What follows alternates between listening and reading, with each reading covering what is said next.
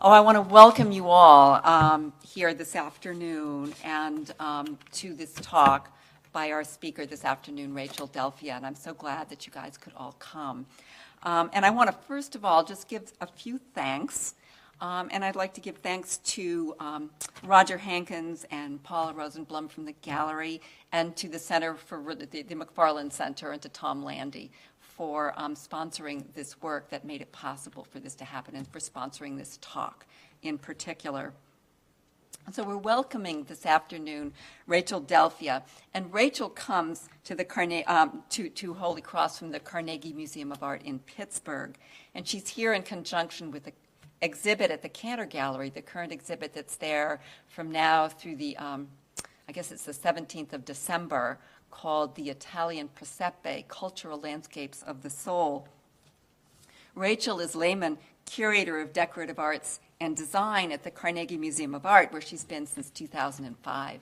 And last year became head of the department there of the Decorative Arts and Design.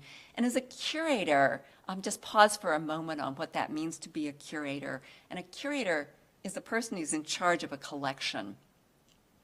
And what it also means to be a curator, and what it's implied in that, is the love of the object, the love of the objects that you're taking care of. You're taking care of objects.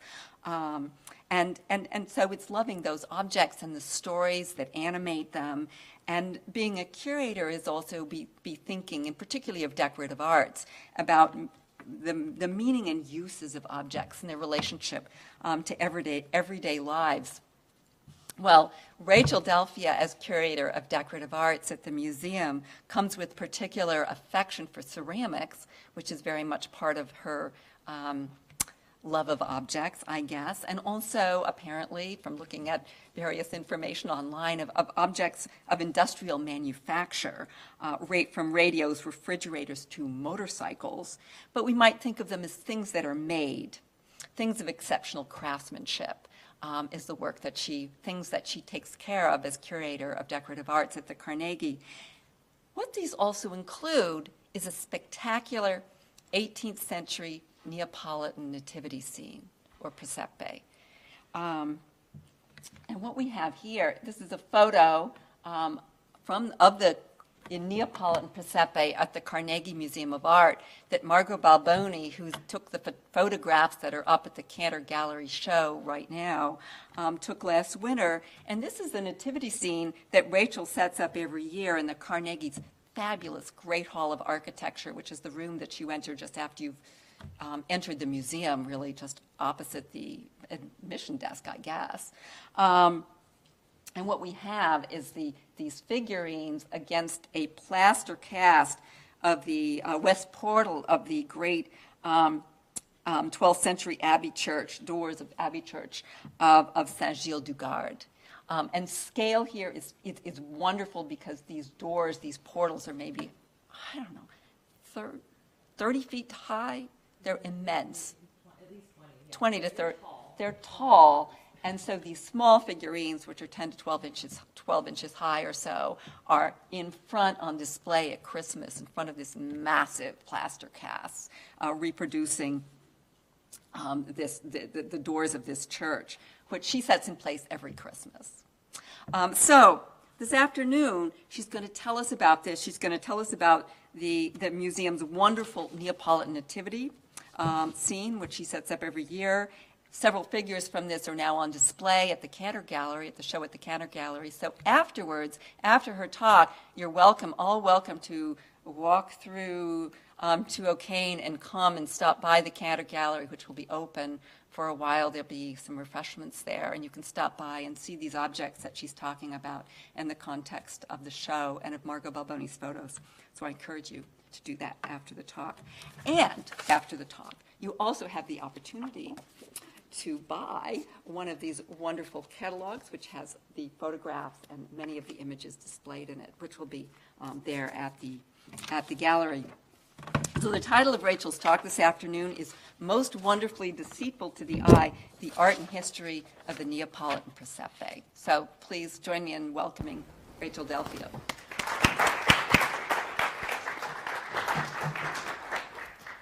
Wonderful. Thank you, Sarah. Let me get this up. Okay, there's my title written out for you.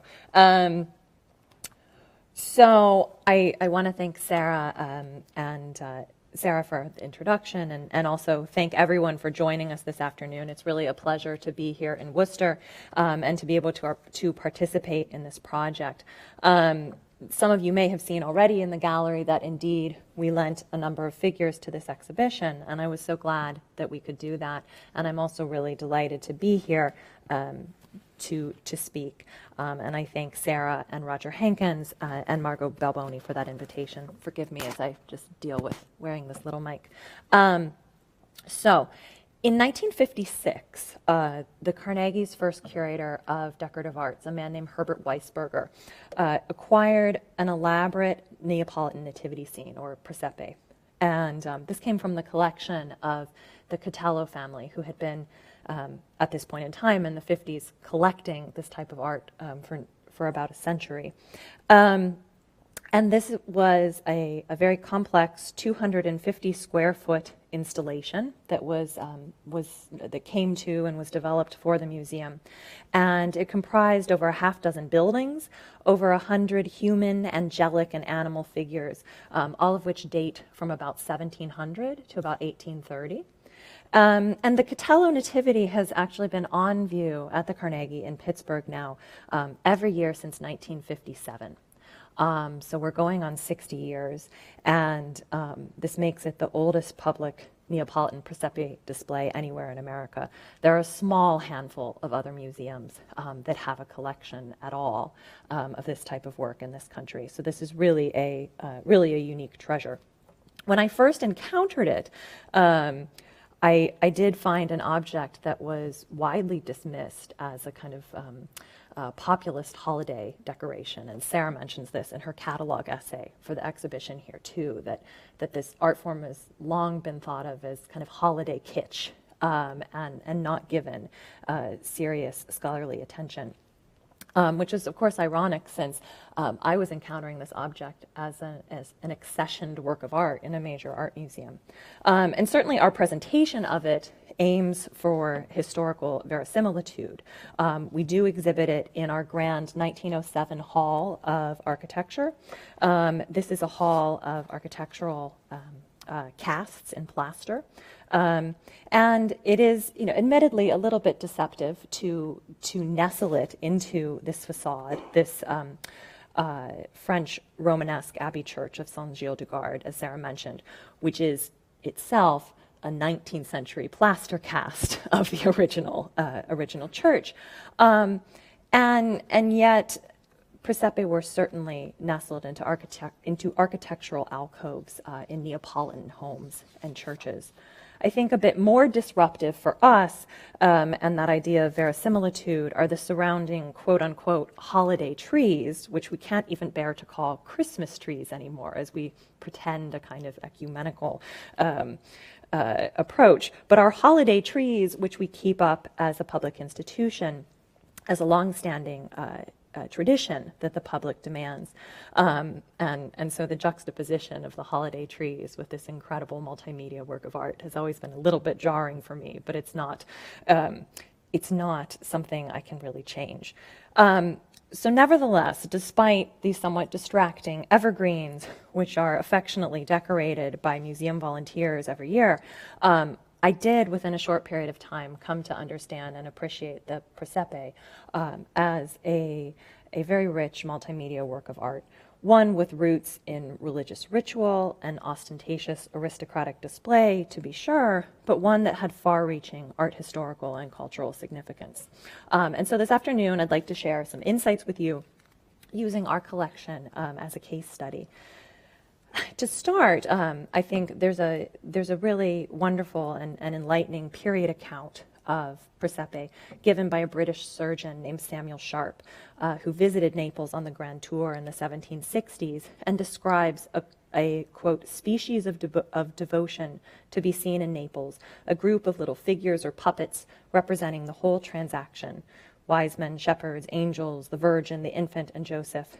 Sharp says, in short, the composer has introduced such figures and historical facts into the group as the New Testament and sometimes his own genius, has suggested, an artful disposition most wonderfully deceitful to the eye.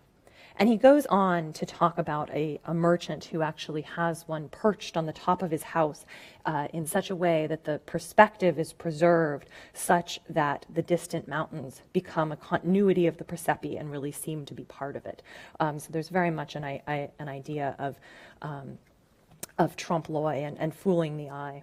And I think as Sharp highlights here, even somewhat unwittingly, the Presepe is not a scripturally accurate recreation of Christ's birth.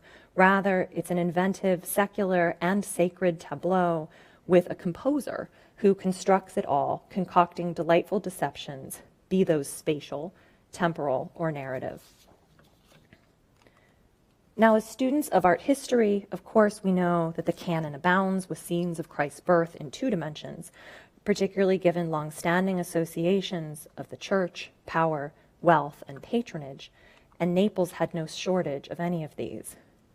But in terms of 3-dimensional displays, be those of figurines or of live individuals, the tradition began in the 13th century with St. Francis of Assisi, who in 1223 celebrated a mass that included live reenactments. And this was perpetuated and grew. And by the 17th century, nativity scenes were becoming common in private homes throughout Italian states, Rome, Genoa, Sicily, Naples. And the Cantor's exhibition and the catalog show a number of these regional traditions. But today I do want to focus on the one that I know best due to our collection, which is Naples, which in the 18th century developed a tradition that really embraced the Nativity as an expressive art form and as an amusing diversion rather than a purely religious devotion. So, the Neapolitan Presepe blossomed under the aegis of a Bourbon king, a Saxon queen, and grand artistic ambitions in the Baroque, Rococo, and neoclassical tastes. In the mid-18th century, Naples was the capital of the joint kingdoms of Naples and Sicily, and it had a population close to 400,000, which ranked it as the 3rd largest city in Europe after London and Paris.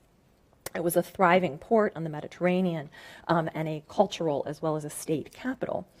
And with more than 100 princes and hundreds more dukes, marquises, and counts in the Neapolitan kingdom, there was ample patronage of the arts and also ample interest in conspicuous consumption. The ruling Spanish Bourbon kings were themselves great patrons.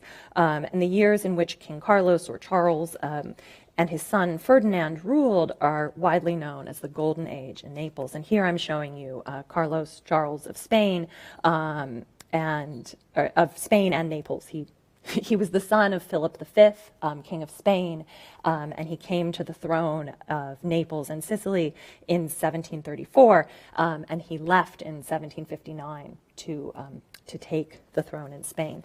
But on the right, his queen, Maria Amalia of Saxony-Poland, whom he married in 1738. And she was actually the granddaughter of Augustus the Strong. And Augustus, who was the Elector of Saxony and the King of Poland, was the founder of the Meissen porcelain factory, which in 1710 was the first manufacturer of true porcelain in the Western world. And I mention this just to highlight the pedigree of these monarchs as patrons. So inspired in large part by his love of Meissen porcelain, which was abundantly supplied through his wife's connections, Charles founded his own porcelain factory at Capodimonte in 1743 in Naples. And here I'm showing you some examples of the legendary Meissen swan service for Count Heinrich von Brühl, which was literally being produced in 1738, the year that Charles and Maria Amalia were married. And so this was the epitome of porcelain and what all courts of Europe were aspiring to produce for themselves. And here you see a holy water font created at Capodimonte, which begins to show the affinity in style and subject between that porcelain factory and the Presepe itself. These little putti look very, very similar to those that flock throughout Presepe. And indeed, some of the factory's porcelain modelers also worked to create Presepe figures. Other court artisans were also employed, including major sculptors like Francesco Celebrano, Giuseppe Sammartino, both of whom were noted for their work on the Cappella San Severo in the 1750s. And here I'm showing you two of Celebrano's masterpieces, works in marble, that are both part of the high altar in that private chapel, the San Severo Chapel. And then here, a rustic figure, a man with a very beautiful and intense gaze in the Carnegie's Presepe, sculpted by that same artist, although here in terracotta rather than in marble. And then here I'm showing you Giuseppe Sammartino's Veiled Christ from the chapel at San Severo, a life-size masterpiece of the dead Savior. But here, a pair of mendicants or beggars sculpted by Sammartino and belonging to the Carnegie's Presepe. And these are just a few of the artists. These are just a couple of instances of these very well-known fine artists working on the side on these incredible figures for the nativity scenes in Naples. Some of the others include sculptors like Lorenzo Vacarro, widely considered one of the greatest Neapolitan sculptors of the late 17th century, Matteo Bottigliero, and the list just goes on and on and on. So with the help of these many artists, King Charles and Maria Amalia amassed a collection of more than 1,000 figures in their Presepe. He enjoyed working on the sets. She enjoyed making costumes and jewelry using the finest textiles and real gems.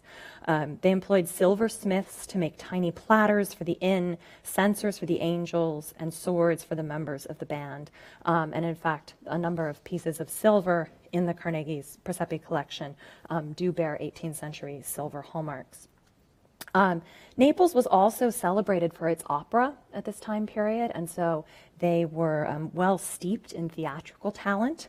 And so artists from the opera and associated fields were hired as set decorators to help envision new arrangements and to assist with lighting via the burning of oil in little glass globes. So this is very dramatic, very elaborate art form. We don't have any surviving depictions of 18th century Presepe, but they may have looked something like this, even more densely populated than the Carnegie's display. And I apologize, this is dark. Margot, if I can have one of your pictures, I'll replace my poor image. This is the Cuciniello Presepe at the Museo di San Martino in Naples, and this is a private collection that went to this museum in 1879. So this Presepe has been on public view for a very, very long time. And you can see Margot's more recent photographs of it over in the Cantor Gallery. So I've been talking about the Presepe as this multimedia art form involving sculptors, porcelain modelers, opera, set designers, and even silversmiths. But I don't want to overlook the painters who, yes, did provide scenic backdrops at times, but I think even more importantly, provided visual inspiration. The Presepe was an extension of the flourishing art scene in Naples, with composition, color, chiaroscuro lighting, costumes, and subject matter paralleling late Baroque painting. And so on the right, I show you The Flight into Egypt, a painting by the famous 17th century Neapolitan Luca Giordano, who hardly coincidentally was summoned to Spain to paint for both Charles II and Philip V. But if you look at his attention to realistic gestures and to facial expressions, at the color palette, at the rich draping of the fabric, you can see how it compares to the Holy Family in the Carnegie's Presepe, which you're seeing on the left. You can also note their brass halos that the Holy Family is wearing in the three-dimensional Presepe version, which of course echo the halos painted on the right, as well as the swarming putti in both scenes, which appear simply as disembodied winged heads. And these are really wonderful. Does it have a pointer? It does. These are really wonderful. If you see these here, in the cantor, there is a small individual vitrine, a display of kind of assorted, assembled Presepe parts. And there's a couple of these little heads laying in the front of that, just kind of leaning against a plinth. And I think they look so bizarre until you look at a painting like this and see the way that these heads seem to swirl out of the clouds. Here, a painting of St. John the Baptist by the Neapolitan painter Mattia Preti, and and then on the left, a figure by Lorenzo Vacarro, the aforementioned sculptor in the Carnegie's Presepe. And you can look at these two figures and appreciate, or the painting and the three-dimensional figure, appreciate the rich musculature of both figures, their seated poses on rugged rocks, which were very much part of the Neapolitan landscape, and even their right hands, which gesture towards heaven. And then continuing to look heavenward, we see these Presepe angels, which are literally frozen in mid-flight with their billowing hair and costumes. And I love the effect of bringing movement to something that is really fixed. And that's achieved here in their hair, in incredibly sculpted terracotta, and then in their costumes with wire hidden within this beautiful Duppiani silk. And of course, the visual effect here is intended to be much like Giordano's Angel of the Annunciation here on the right. And then finally here, a comparison of subject matter in common. On the right, Gaspare Traversi's Teasing a Sleeping Girl, and on the left, a simple maiden from the Carnegie's Presepe, selling fruit and with her eyes reddened from crying. And I think scenes like this abound in Neapolitan Presepe and remind us that these creations were as much projections of 18th century Naples as they were of the birth of Christendom. And just as painting in this period broadened beyond religious tradition, so too the nativity scene itself, ironically, began to represent an increasingly secular society. These Presepe installations flourished in the royal court and court households. I mentioned all of those dukes and marquises and counts, hundreds of wealthy families in Naples who competed in this tradition of Presepe to outdo one another, to create the most impressive display, to have the most inventive new scene debuted in their particular installation any given year. And this is a tradition that flourished into the 19th century, and then following the great upheavals, first of the French Empire and its control of Naples, and then of course later the unification of Italy, that court culture disappeared, and with it the original court Presepe collections were broken up. Tragic in a way for art historians, and yet this made way for a whole new generation of Presepe collectors. And this is actually where the Carnegie story picks up, because it was at this point in the 19th century when the Catello family of Naples began to amass a great collection. The original provenance of our figures, in other words, the name of the court family to which they originally belonged, has not passed down to us at the Carnegie, but the continuity of our figures in scale and style, as well as in the textiles of their costume, strongly suggests that much of the Catello collection began life together in the 18th century. So if you imagine that there were these original collections of hundreds and thousands of figures, and then as they're broken up, these become many more small collections of 50 figures or 200 figures instead of 2,000. But it is clear that much of the Carnegie's Presepe has been together since the beginning. Here we're seeing the Catello family Presepe as it looked around 1930, when Eugenio Catello, the man who eventually sold it to the Carnegie, would have been a young man in his 30s.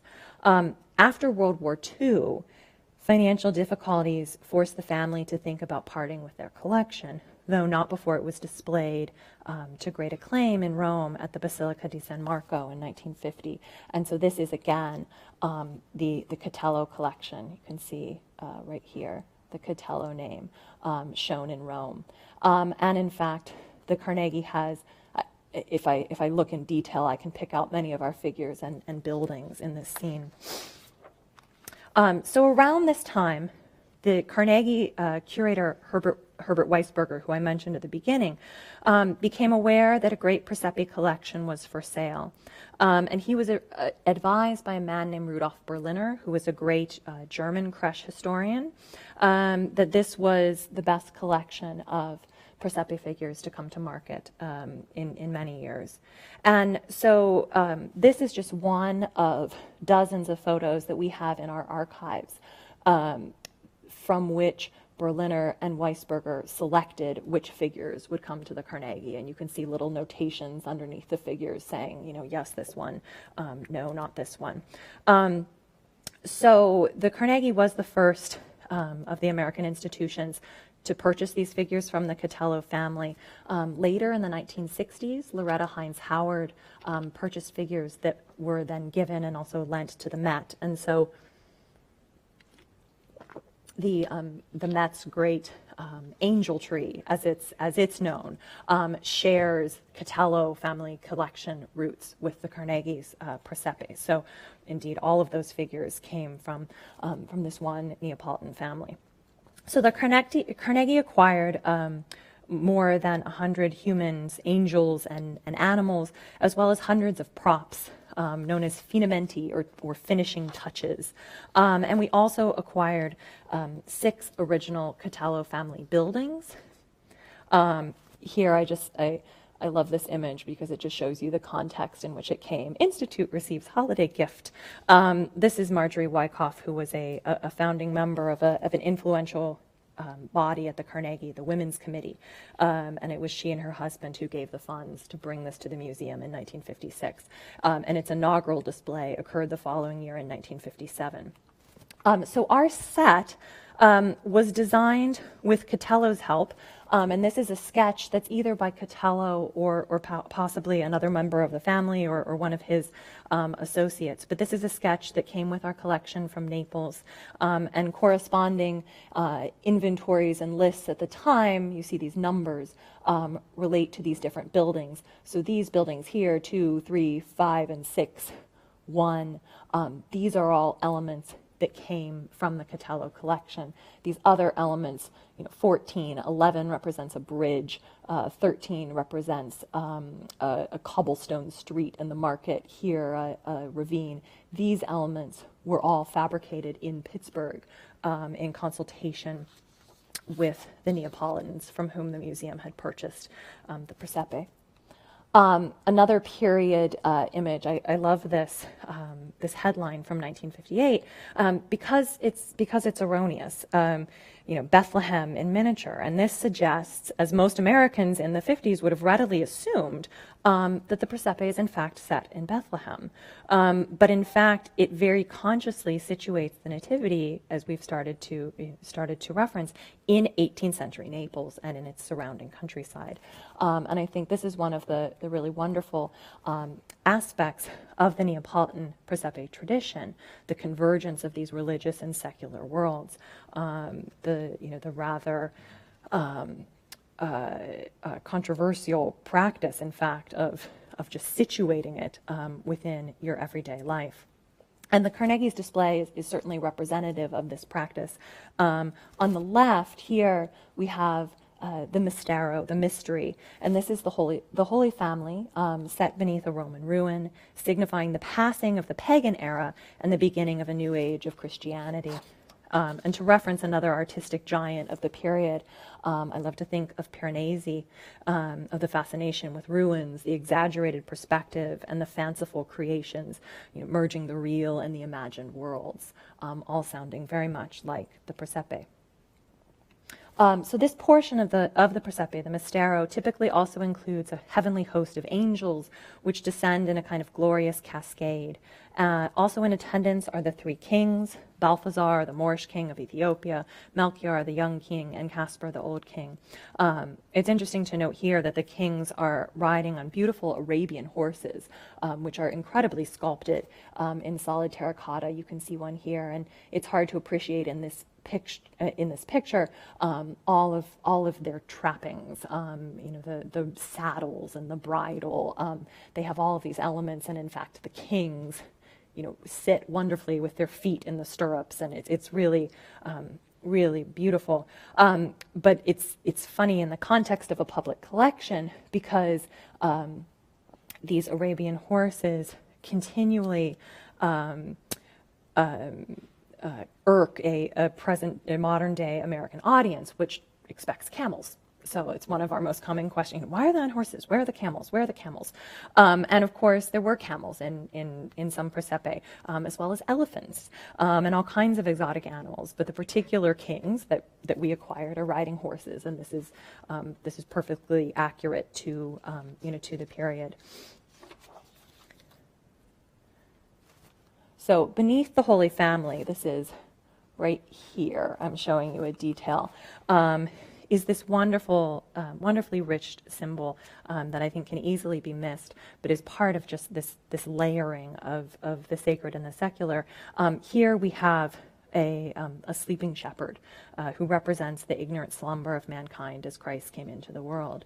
But immediately around this wonderful biblical reference is a reminder of a Neapolitan reality. This is a band full of Arabs and Moors, and this reflects the fact that we're standing not in Bethlehem but in 18th century Naples, this thriving port city that we talked about that frequently received ships from the Middle East, from Northern Africa, and these ships, as a kind of tradition, often had bands on them that would come out and parade around the streets. So you actually have a wonderful kind of conflation of these traditions here, in that the band is part of the procession of the Magi. So you have the kings, but then you also have this very this aspect of 18th century Neapolitan life, all kind of layered on top of each other to create this wonderful just this wonderful amalgam. It also might suggest that the kings hopped a ship across the Mediterranean, which is a kind of fun twist. Here, this is actually an element you have on display in the Cantor Art Gallery. This figure here, this cheese seller and his wonderful stand, and some, though not all, of these cheeses and breads, because I had to keep some for our display, because your exhibition does extend into our viewing period, and our public is actually excited and will forgive me for a few of our figures taking a jaunt to Worcester, but they would not take kindly to them all being gone. But this represents another very traditional component of the Neapolitan Presepe, and that's the busy marketplace, these street scenes full of commerce, of rich and poor animals, dogs and cats and bunnies, and sheep and goats and cows and just all of the busy stuff of life of an 18th century city of 400,000 people. And I love this cheese seller. Do look at this in the gallery. I think this object in particular just shows you the absolutely incredible craftsmanship. All of these cheeses are made out of clay, and they're just so lifelike. You can also see in the back here another, these kind of genre scenes. Here you have the innkeeper, which of course this is also biblical, part of the biblical story. You have the inn that turned Mary and Joseph away, but here you literally have the innkeeper walking out with a plate of food. He's got some meat dangling off the side, and there's this dog begging at his feet. And I show you this dog, which is wonderful. He has the arch in his back, his little wagging tail, and his eyes, which are so lifelike. He's also solid terracotta, and the eyes, as in all of the Presepe figures, the Neapolitan Presepe figures, the eyes are glass. So they're very, very lifelike. And here we see that crying girl again, but this time I'd encourage you to look at her wares. Tiny, tiny, translucent grapes, and tomatoes and peppers, each individually hand sculpted out of wax. Incredibly lifelike produce in miniature. So many figures go about their day in this scene, completely unaware of the infant's birth. But others notice an angel here announcing the good news. For instance, look at this figure's face, and he has seen the angel. And this is something that we've instituted more recently, having one angel. And she actually has a banner, a silver banner that says Gloria in Excelsis Deo. And so she is, instead of over the Mistero, she's part of the marketplace and literally announcing to the people in the city that the Christ child has come. Here, another figure, a shepherd stopped dead in his tracks as he notices an angel. And I think the look of awe on his face, the gesture of his hands, leave no doubt that he was intended to play this kind of role in the display. And so even going back to the very figures and the way that they are sculpted, you have people that are clearly engaged in worldly pursuits and those who are being inspired and by the biblical events. Shepherds and their flocks also, as you might expect, figure prominently in the Presepe. Here we have the Piferari shepherd who arrives in the city during Advent to play his expectant tunes and alert the denizens to the coming of their Savior. We often put this figure on the bridge in the middle of the scene. And so he acts as a link between the two portions, between the Mistero and the market. As does this wagon on the far left. Here you have a man driving into the town in an ox cart, presumably across this bridge over here to the bustling marketplace, met on the road by a couple of ruffians, all of whom are completely unaware of the Christ child just above their heads in the Roman ruin. Now, despite our attempts at verisimilitude, we are continually cognizant that we are displaying to a 21st century audience. And so as a museum, we're always trying to find ways to engage the public and to help them understand this very complex work of art. And so one of the things that we've done for the last 8 years is to include a vitrine alongside the Presepe, which gives us a chance to pull out individual figures and allow people to look at them into more detail. It also lets people look at them up close because since we don't cover, as you look, we don't cover the Presepe. There is this rope about 3 feet out, but people can only get so close, and when you put it behind plexi, people can really see. So the first year that we did this, we decided to disrobe an angel. Because we always get questions about how these figures are constructed. And so here you can see the traditional 18th century manner of constructing these Presepe figures. That is a head, a bust plate really, that is sculpted in terracotta with glass eyes and then cold painted. So it's not glazed, the paint is not fired on. A body, a wire frame, opposable body wrapped with tow or linen or flax so that you can actually bend these figures like a china doll, so somebody can be bending over or sitting down or walking up a staircase. And then jammed onto the stubs of the wire a carved wooden arms and legs, which are also painted. In the case of the angel, also a pair of wings that are wood and painted with little spikes on the back that you just jam down into this linen or flax.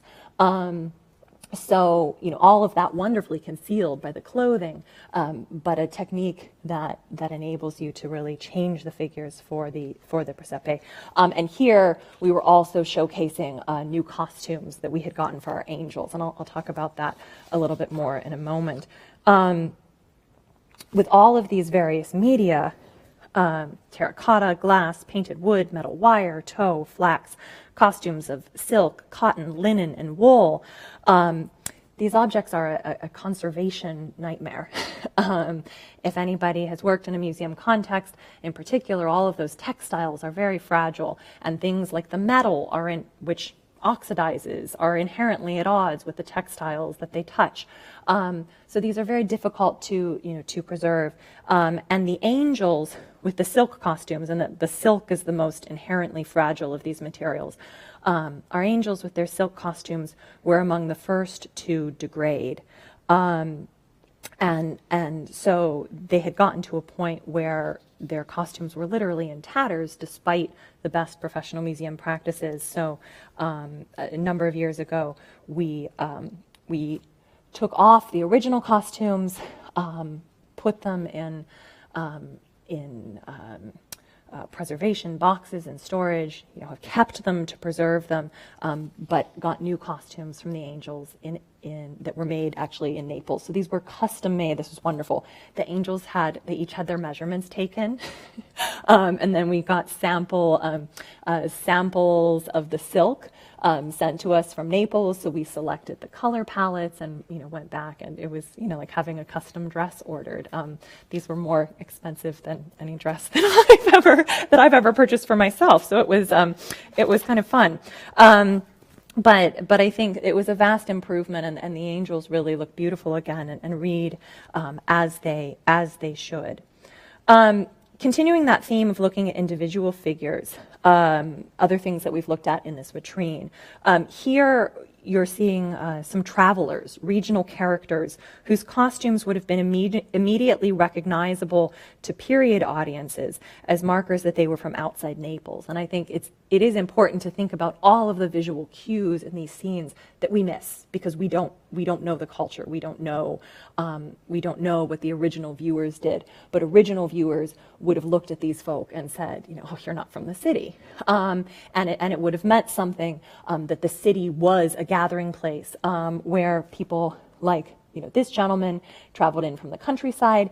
Maybe he has a flock of sheep and he's coming to sell his wool. Maybe he's buying some grain or selling some grain, but he's from the countryside. Her costume was actually more specific. She's called a procedana. Her costume, particularly her headscarf, denote her as a resident of the island of Procida, just off the coast of Naples, which was a contested state of some 16,000 people that had come under Bourbon rule in the 18th century. And this interest in regional costumes was actually a passion of King Ferdinand. So Ferdinand was Charles's son, who was a little bit too young to assume the throne in 1759 when his father took the throne of Spain, but did assume the throne when he came of age and ruled Naples for decades. And Ferdinand was very interested in regional costumes, and actually in the early 1770s, he commissioned a book of basically all of the costumes of my kingdom, and this book ended up serving as really design sources for Presepe figures, as well as in this case design sources for a service. A porcelain service produced by Capodimonte. This is a 19th century version, but this service at Capodimonte originated in the 1780s. This is a 19th century version. So you can see up close here that these figures also present some conservation challenges. I mentioned the angels' costumes before. You can get some idea looking at the silk of her costume, how delicate it is. It's also interesting to note here this kind of gray fringe that originally had, it's still there, but it's tarnished. It's a metallic thread that uses silver. And so when these were originally created, they were really vibrant and they would have glistened as silver. And these metallic threads are used all over the king's clothing, and they're really, really beautiful. But of course, it tarnishes in place, and it's impossible to remove the tarnish on these threads without damaging the surrounding textiles. So I think all of that is just a reminder of how much more vibrant all of the materials, all of the colors would have been in the original context. These are much more fugitive than, say, the colors in an oil painting. More recently in that vitrine, we have featured this pair, and I showed you these a bit before. These are by Giuseppe Sammartino. And these figures are very special. The Carnegie is fortunate to have 3 of these figures, and by these, I mean figures that are entirely sculpted out of terracotta, rather than having the terracotta head and the opposable body. And why are these so special? They're more rare, but they're also kind of more highly regarded in the artistic realm, because they are akin to the bozzetti, the terracotta study that the sculptor does before he creates the final work in marble. And so these are often called academic figures, and that's, academic in the tradition of the academy, the artistic academy. And so these are very rare and sought after, and they are really, I think, among the most incredible examples of Presepe figures as small sculpture. And the beggar is as a subject was a very popular trope in the Presepe, and I think it's important to note, I talked about that incredible court culture, the Neapolitan in Naples in the 18th century. There was also incredible disparity between rich and poor in Naples at this time, even more so than in Paris and in London. It was something that Northerners often commented on, was how horrible the poverty was. And so taking these figures and putting them into the Presepe as beggars, on the one hand, is kind of a comment on Christian charity, because there would often be little coins in here that the rich folk who are in town have tossed into the bowl, but it's also a way of kind of appropriating and taming this very real social problem in Naples, and turning it into a kind of picturesque sculptural tradition. And here I'm showing you some of these other related figures that are in the Bavarian National Museum in Munich. I think Margot's photos in the exhibition can show you the incredible tradition that continues to this day throughout Italy. The Bavarian National Museum, if you happen to be in the south of Germany rather than in the south of Italy, has an absolutely incredible Presepe collection as well, and these are part of that. So I'm coming to the end. Let's see. So highlighting individual figures separate from the main scene is just one way today that we try to adapt our presentation for a modern audience. But I think as Margot's photos show so well, this is a tradition that continues to evolve and in fact thrive, and continues to incorporate politically charged questions of the present day, and aspects of contemporary culture, just as it did in the 18th century. And I think all of this presents just interesting challenges and questions for a museum, that I certainly think about as I install this and as I make plans for the future of this collection. How do we reconcile the expectation of an annual display for a period of 8 weeks with increasingly fragile original textiles? Should additional figures be reclothed in period-accurate costumes with the originals preserved?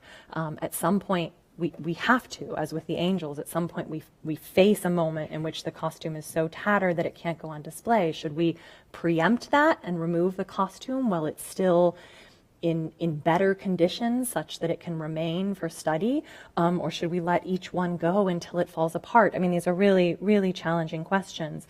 The set itself could also be reconsidered.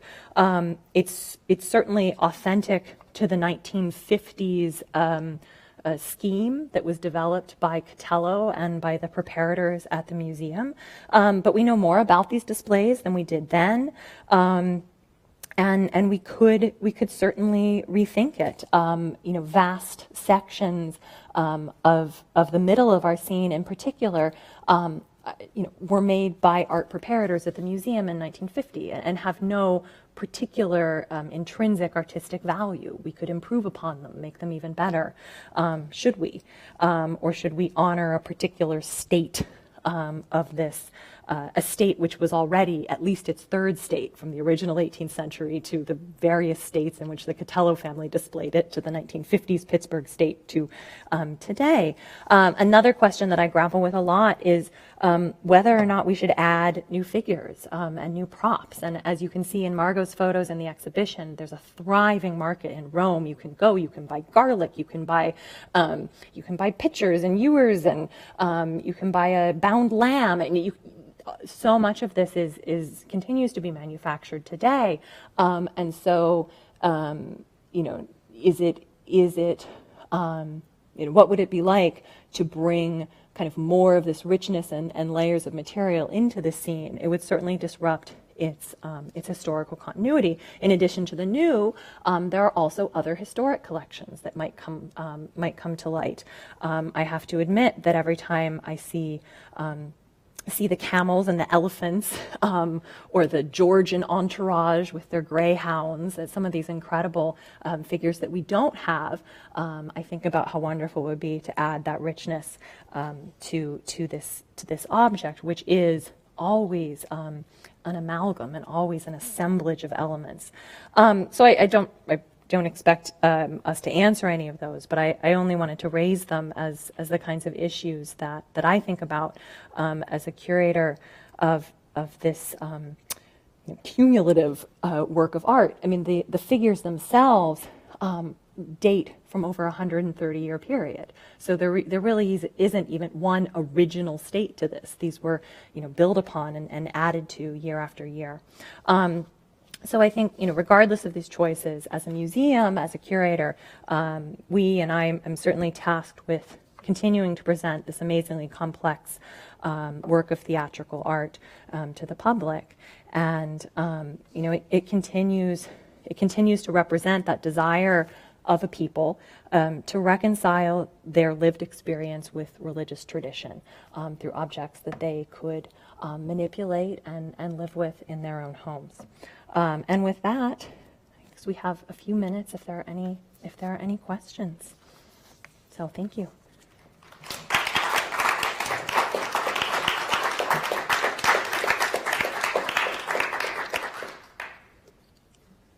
Questions? The angels are the most challenging part of this entire thing.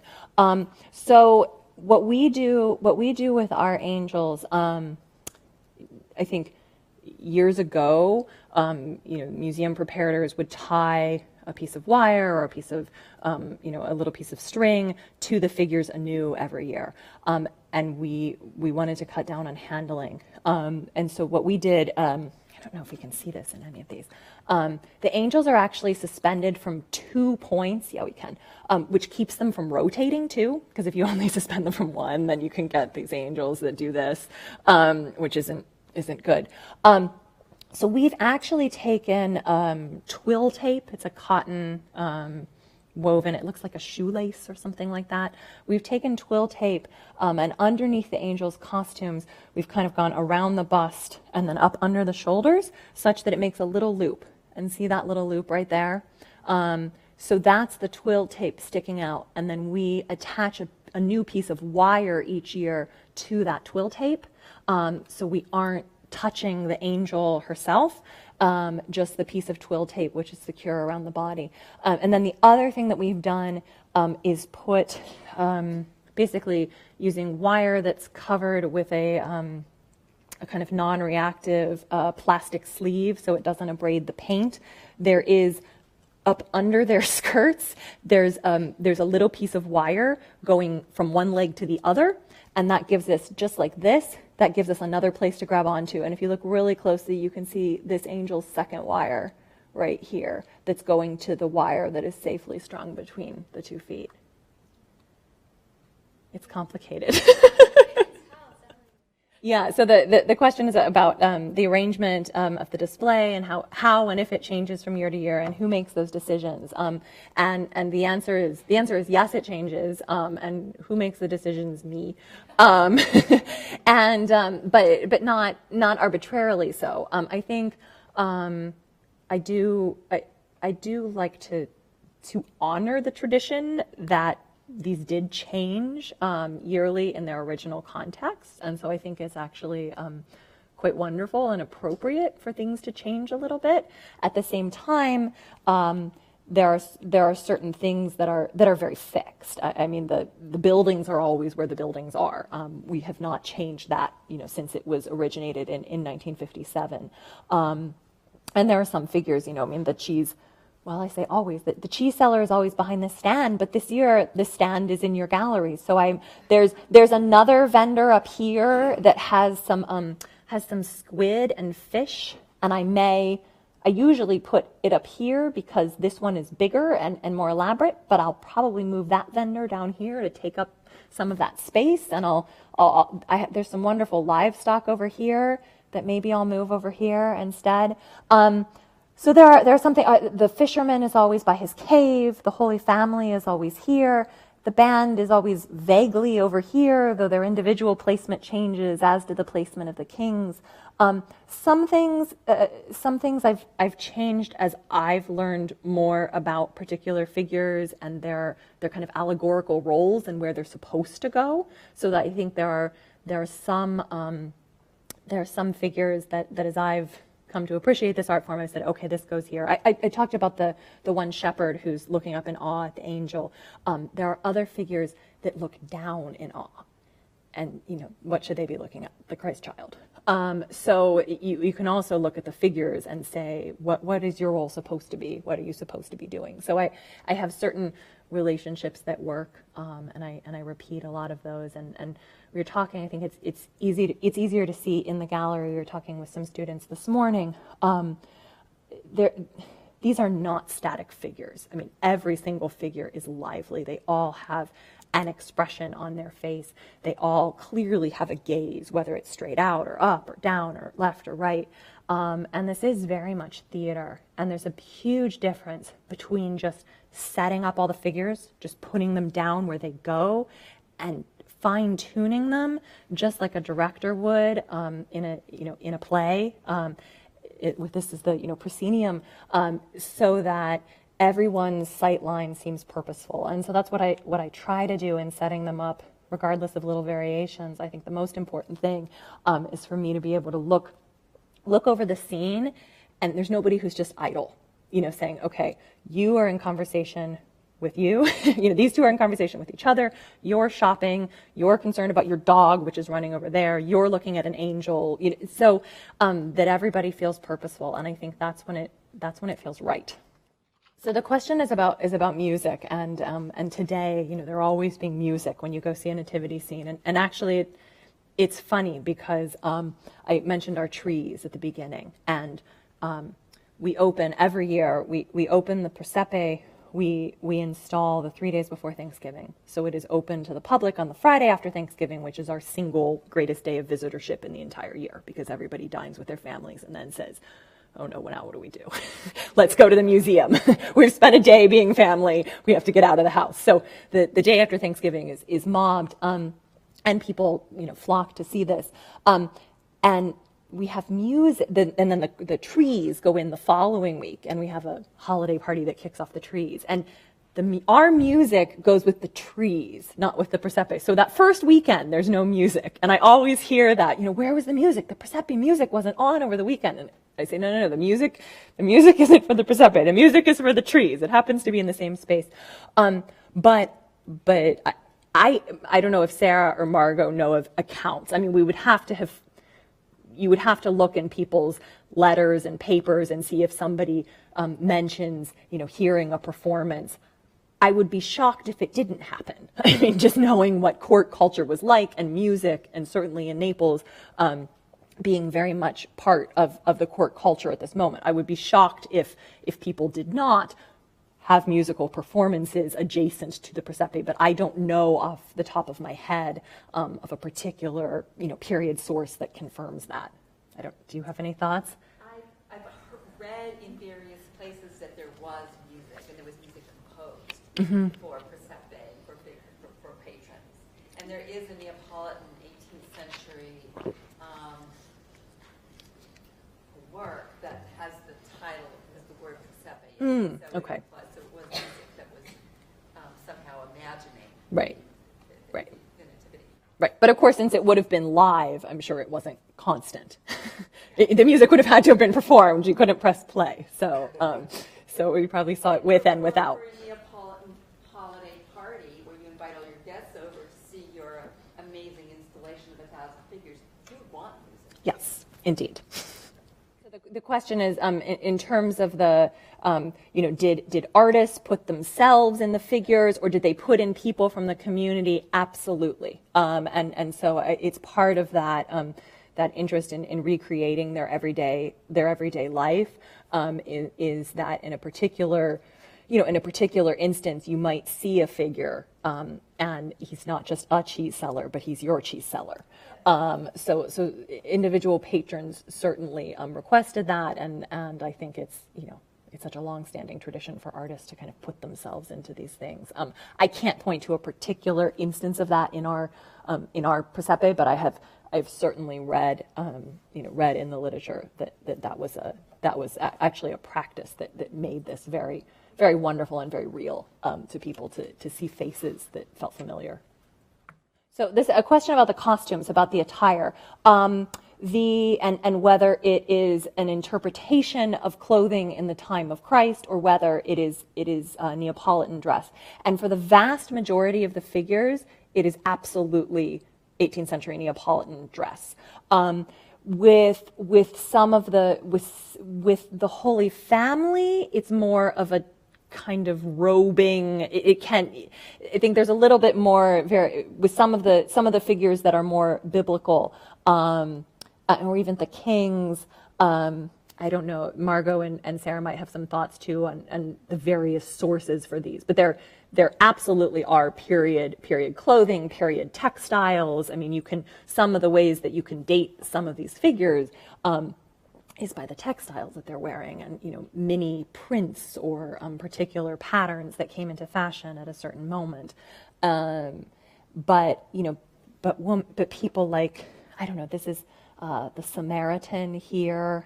I feel like her clothing is kind of more vaguely what we would just think of as, I don't know, the way things would be depicted in religious painting too. I mean, even the angels,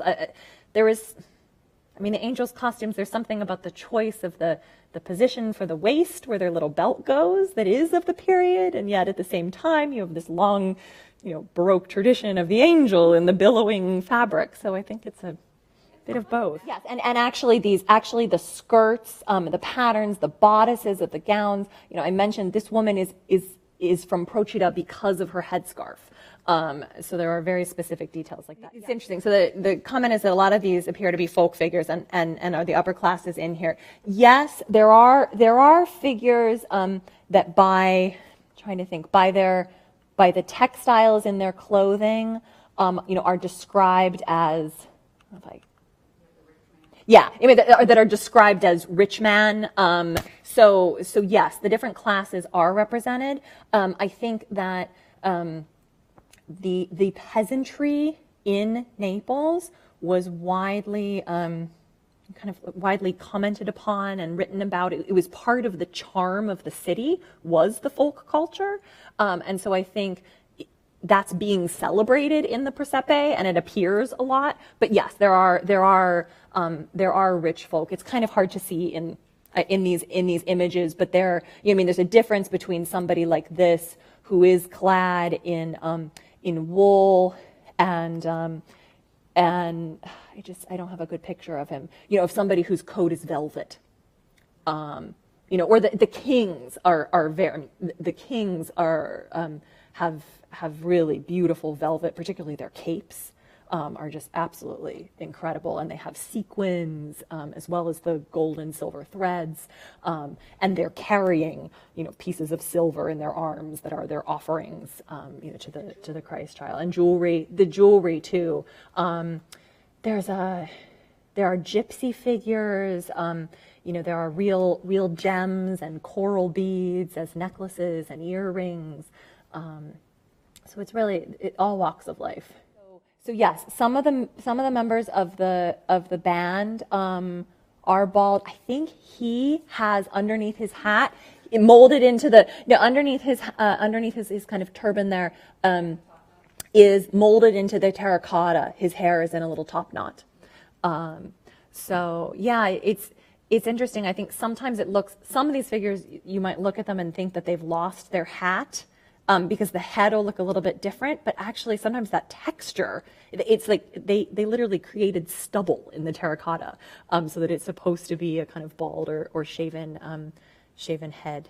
But yeah, Margot has a beautiful picture of a man who's a hunchback. There was a real interest in capturing different, people from different places, and I haven't done an in-depth study of what every single one of these figures represents, but I think you're right that it's very layered, and certainly we have a number of races, and you can see that. You can see that in the complexion, from Africans. Africans to dark-skinned Arabs to light-skinned Arabs. There's a whole range, and even within the Neapolitans, there are very fair-skinned Italians, and there are ruddy complexion, Italians. So you get a whole range of skin tones too, and even features. The shapes of the faces, very attuned to realistic, lifelike detail. I think reaching out to art museums and asking them, often art museum conservators will do work for hire, and if they don't, they can recommend people who do private conservation labs. All right, well, let's save a little time and go over to the gallery. Yeah.